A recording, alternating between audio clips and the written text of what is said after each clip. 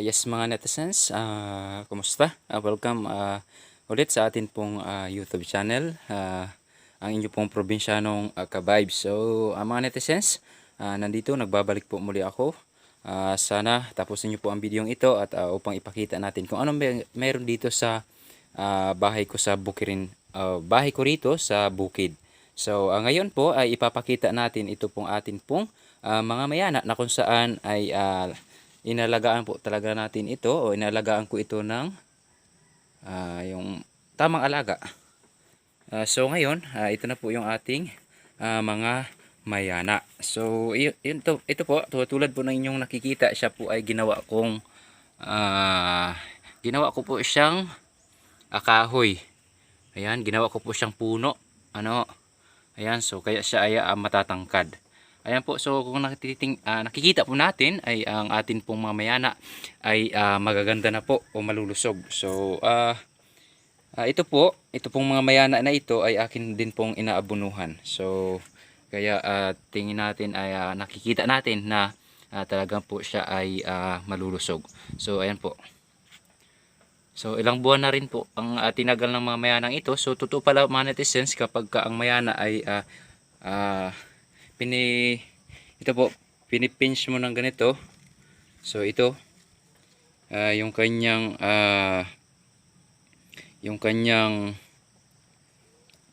talbos. So hindi agad siya namamatay kasi matipigilan natin na siya po ay mamulaklak. Kasi kapag netizens, kapag ang isang mayana kapag namulaklak, ayan po yung sinyalis na siya po ay patungo na siya sa pagkamatay. So yan po ang atin pong mga inalagang mamayana. So ilang klase pa lang ho ito. Marami po akong nakikita na iba't ibang klase. So wala pa ho rito. So itatry natin na koleksyon ng mayana. So ito po yung pinakabago kong tinanim. So ayan, hindi pa siya masyadong malaki. Ayan, so inaalagaan ko siyang kuhain yung mga suhi niya dito o masuloy niya dito, kasi yung purpose ko nga po ay gawing isang puno. Ayan, so parang para upang tumangkad siya. So ito naman po, ito pong rose ko ay marami po ito siyang kasabay na itinanim ko, pero ito lang po yung talagang nabuhay. So ayan, at ito pa po. So ayan po ang ating mga mayana sa malayuan. So ayan, portulaca o rosmos o Vietnam rose sabi nila. So ayan, kulay pink. So ayan po, nakalagay po yan sa paso. Ayan po. Ayan. And then netizens, no, so kung nakikita din po natin yung ating pong mga puno ng mayana ay so matigas na siya. Ang sabi ng iba, rekomenda ng iba ay bago mo ilagay sa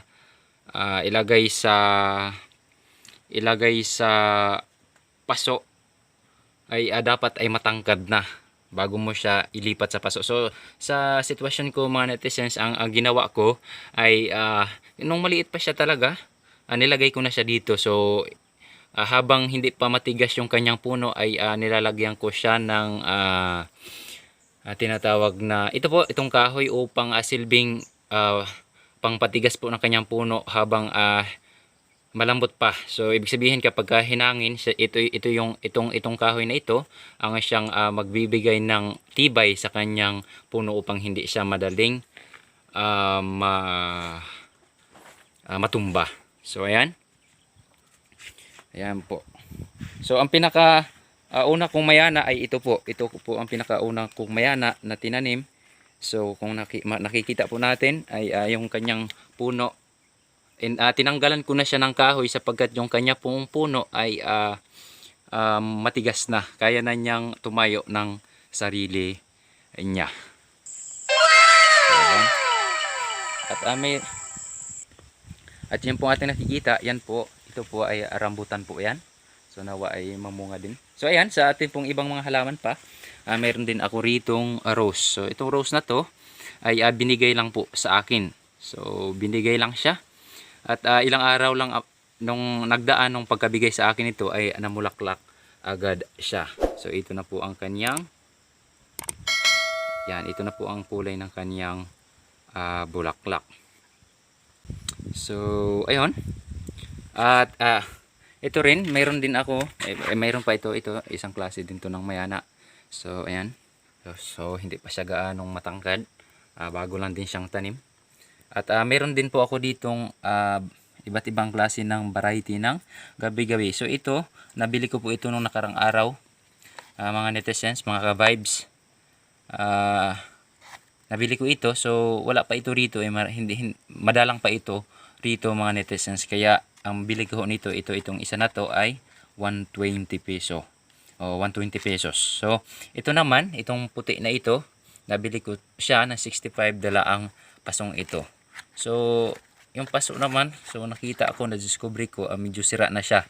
Pero naisip ko na hindi kaya ako lugi. Pero dahil ang purpose ko, pagkabili ko nito ay akin pong padadamihin, so hindi ko na po yan pinansin. So ito naman, may aglo ko rito, aglonema. So yung dating puno talaga niya ito, ay ito talaga yung dating puno niya.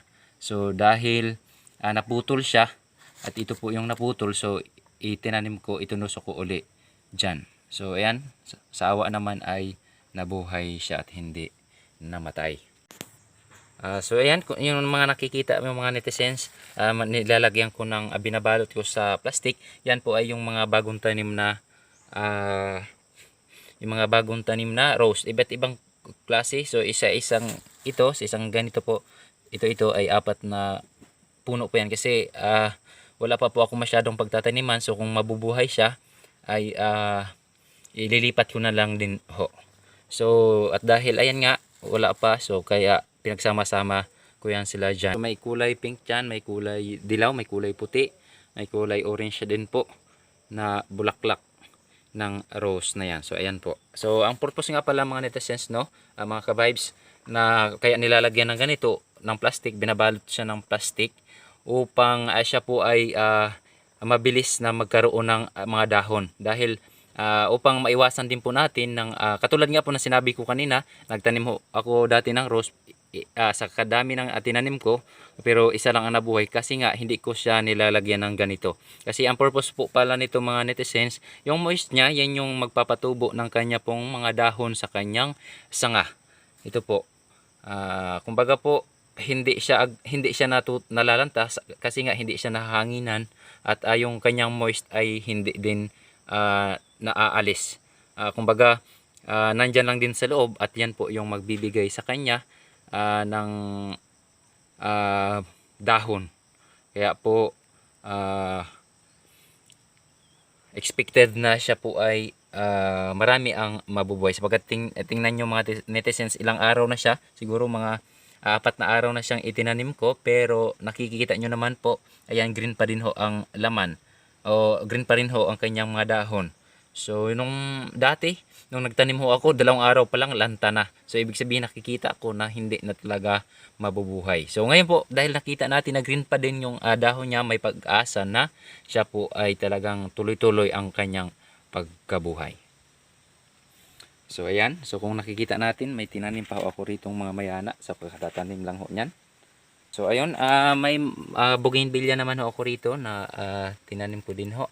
So kung nakikita natin, ayan, so siya po ay may mga dahon na rin. So ayan, may mga dahon na rin siya.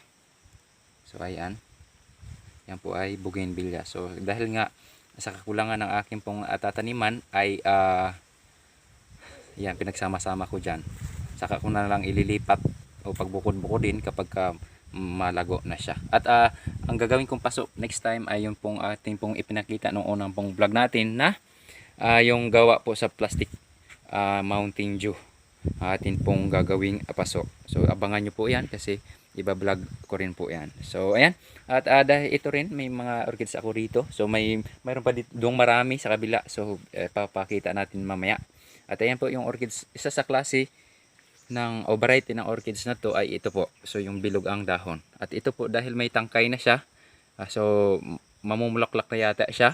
So no, ibang klaseng orchids to, sapagkat yung kanya pong suloy o suhi niya ay dito po sa katabi ng kanyang mga bulaklak tumutubo. So siya po, ito po ay magbibigay ng suhi o suloy upang mapadami natin ating orchids. So ayan pa, dalawa ho siya. So ito naman po yung ibang halaman natin. So ito netizens, nilalagay din to sa kahoy kagaya ng orchid. So hindi ko lang din alam kung anong klase ang bulaklak nito, pero nilalagay din siya sa kahoy, pero dahil nilagay ko siya sa paso. Ayan, so ayan pa. Ayan po ang ating mga halaman. So ayan. At ito may aloe vera naman ako dito. Dati hiningi ko ito siya, maliit na maliit pa. Then nilagay ko rito sa paso. So ayan, nagdami na at nakapaglagay na rin ako sa ibang paso. So tatlong paso na ho ang atin pong nalagyan. So at ito naman, mayroon naman ako ditong halaman. Awan ko kung ano po ang tawag nito. So kung nakikita nyo ay may mga tuyo-tuyo na, sapagkat ang bulaklak na to ay matagal na po talaga itong bulaklak na to.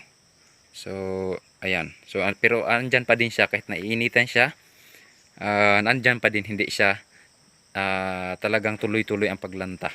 Kumbaga may nakikita pa rin tayong mga bulaklak. Hindi ko alam kung anong tawag nito ni Desense. Hindi ko alam kung ano ang tawag sa halaman nito, pero ang alam ko halaman siya.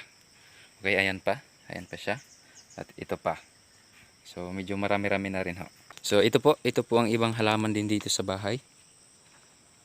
Ayan. So ito, hindi ko rin ho alam kung anong tawag dyan, pero ang pagkakaalam ko ay halaman din ho siya.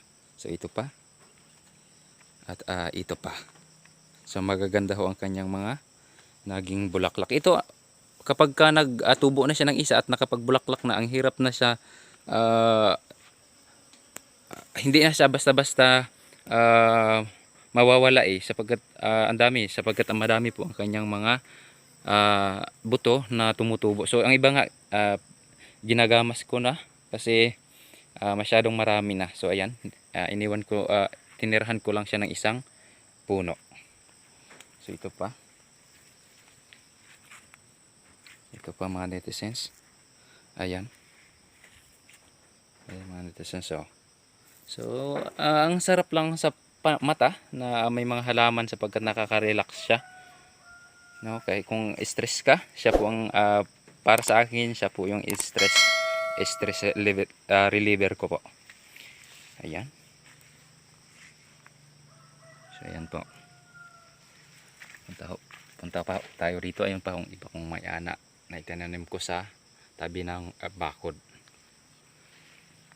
So yan yung nakikita natin. Yan po yung ampalayahan ko. Ayan po, ampalayahan ko po yan. So ayan, kumikita din ho ako dyan.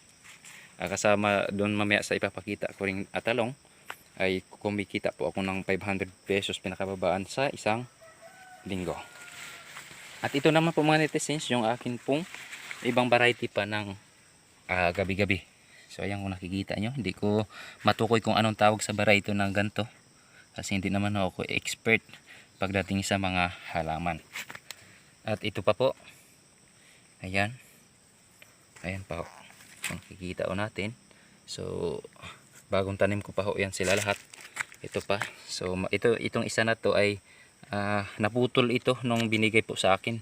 Ibig sabihin yung laman lang yung itinanim ko, at sa swerte naman at tumubo talaga siya. At ayan na po ang kulay ng kanyang dahon. Maganda na po siyang tingnan.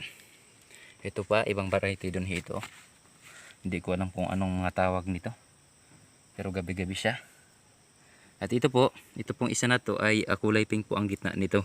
So nung itaninim ko din ho siya ay namatay yung unang dahon niya. So mabutit dububo naman ulit.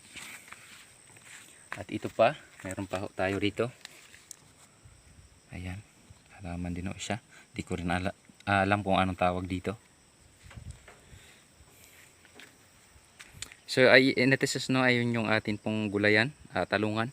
So ayan nga po, kumikita ho ako dyan. Kahit pabantay-bantay lang ho.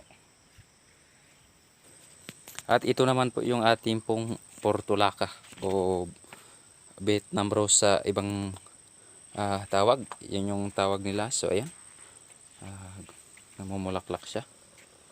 Ayan, matagal-tagal na rin ho ito dito netizens. Matagal-tagal na rin ho siya. So ito naman po yung ating mga bougainvillea. Kulay violet ho ang bulaklak nito.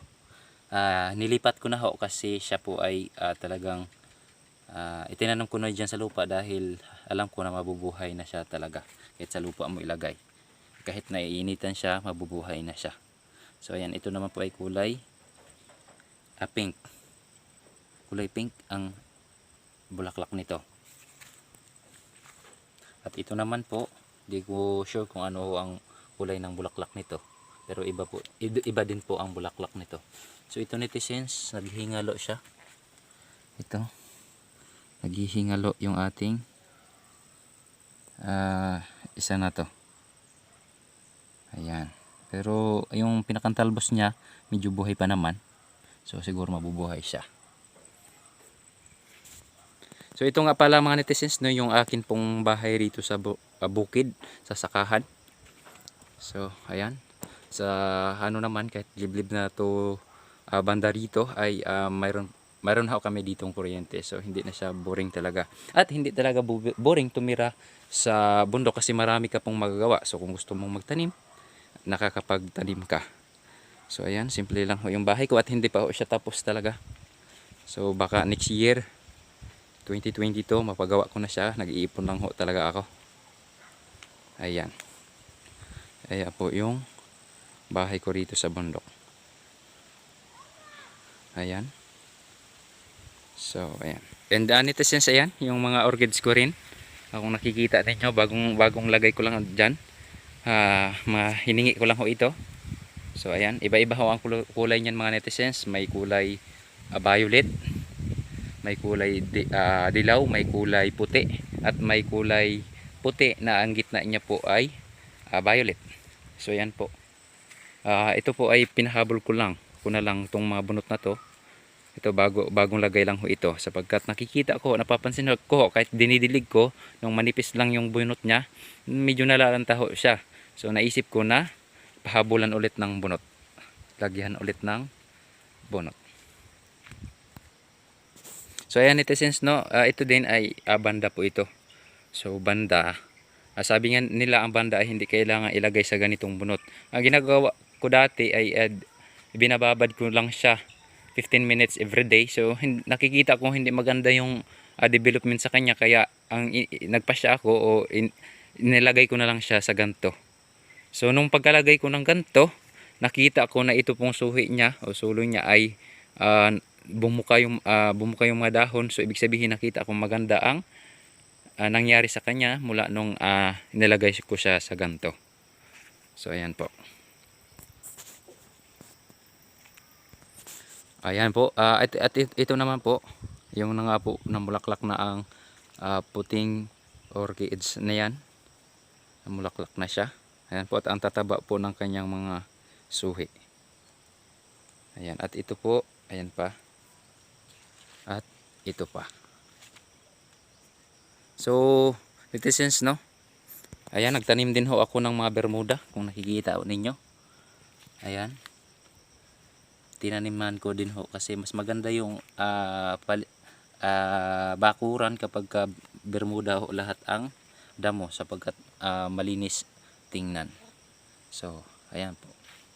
So ito po, naipakita ko na po yung mga halaman ko dito sa Bukidnon. So mga netizens, sana naligayahan kayo, nasayahan kayo sa inyo pong mga nakita. At inaanyahan ko po kayo na mag-like kayo, mag-subscribe kayo. At netizens, importante din po ang inyo pong pag-share sa videong ito upang mas marami pa po ang atin pong maabot na mga tao, upang makapagbigay po tayo ng good vibes sa kanila. So ayan po, sana po mag-share po kayo. Ayan po, hanggang dito na lang po ang atin pong video. At good luck po next time. Manood po kayo sa mga content ko, sa mga vlog ko next time. So maraming salamat netizens at bye-bye.